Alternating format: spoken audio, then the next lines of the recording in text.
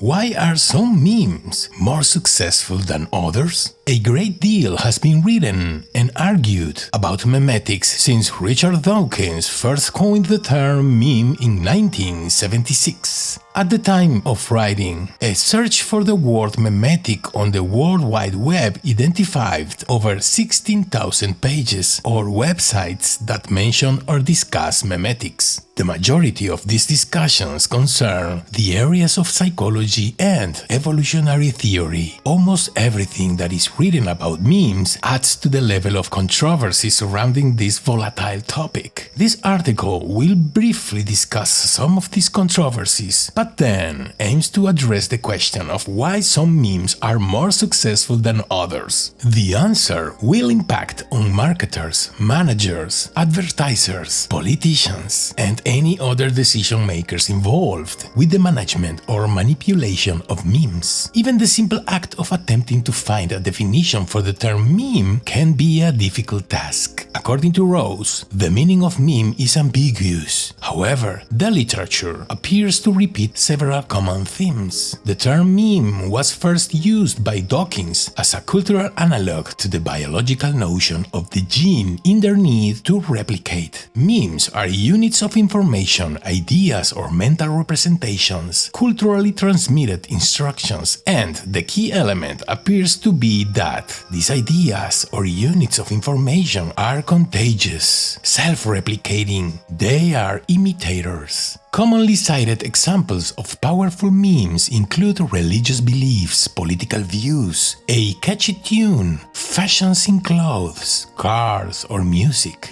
Blackmore goes so far as to argue that humans, because of our powerful imitative abilities, have become the physical hosts for memes to replicate and get around. There is some disagreement as to the extent of our imitative ability, suggesting that memes can be adapted or transformed as they are passed on, quite unlike their biological counterparts, genes, which mutate successfully only rarely. Plotkin mentions transient and unstable memes such as fashion memes. It could, therefore, be argued that to qualify as a meme, the message, idea, or fashion it conveys does not need to be exactly or digitally replicated.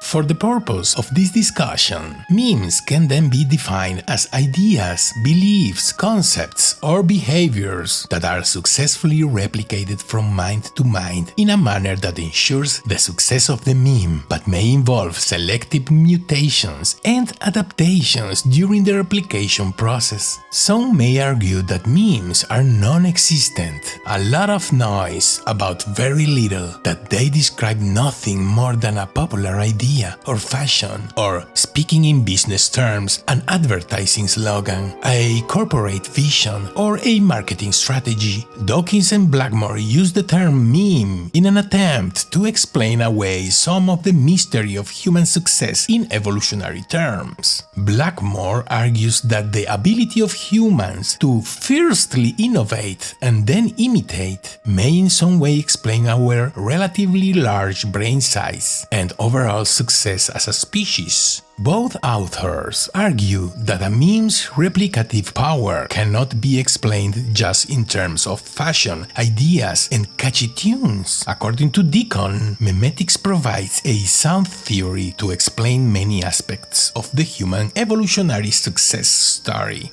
The concept of memetics has now exploded across the diverse range of fields in an effort to explain success between competing ideas. Therefore, memes are not necessarily more successful because of their simplicity, while some might interpret a meme as nothing more than a yum, and memetics as a means of describing compulsive yawning behavior. Others are experimenting with the view that meme management and manipulation could throw open the doors of power and even immortality in the form of ideas, beliefs, and creations such as musical arrangements. In short, to understand how memes work is to understand how ideas, knowledge, and information is not only conveyed, but also how they leave lasting mental footprints. Memes have the power to sustain or alter behavior, while authors such as Dennett and Pinker have argued how memes are communicated from a philosophical perspective. And Blackmore has provided an articulate and detailed psychological insight. Cognitive psychology and information processing theory in particular may have something to add to this controversial and ambiguous body of knowledge to explain why some memes are so successful while others fail to be replicated.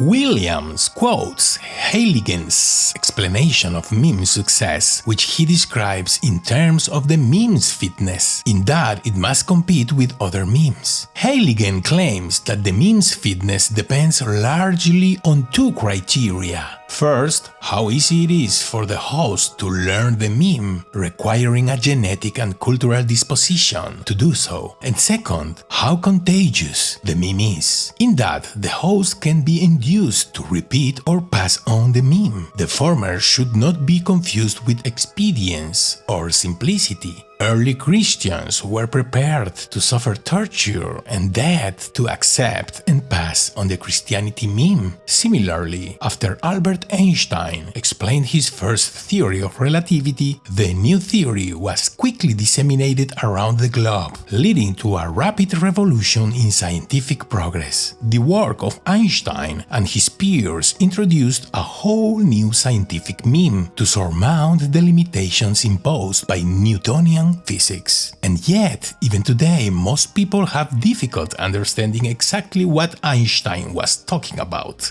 From behaviorism to a cognitive understanding in the back, behaviorism dominated psychology, particularly in the USA, for the first half of the 20th century. The cognitive revolution from the 50s onward has seen the downfall of certain behaviorist assumptions. One of those assumptions held that the external environment was a major, if not the only, determinant of behavior. The cognitive perspective has demonstrated that behavior can stem from internally represented thoughts, and that some of our thinking is influenced by the structure of the brain.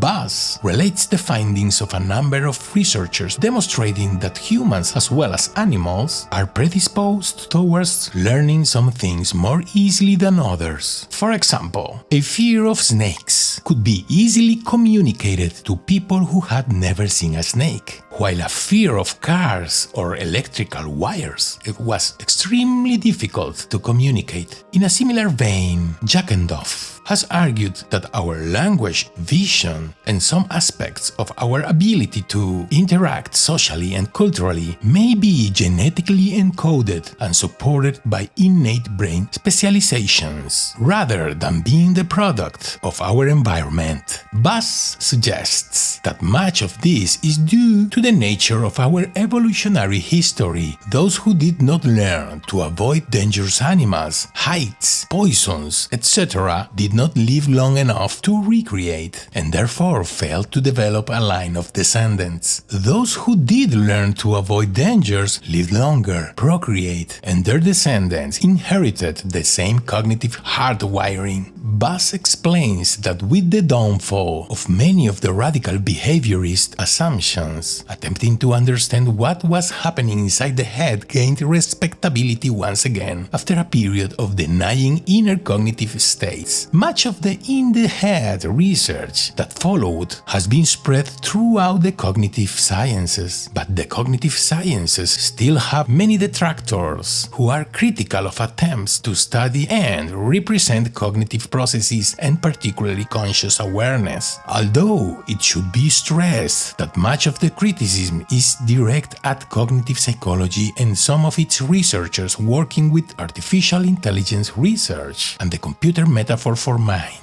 While there are arguments concerning the definition of the term meme, there is an even greater level of controversy regarding the concept of memes as a means of describing mental representations and the method of their communication.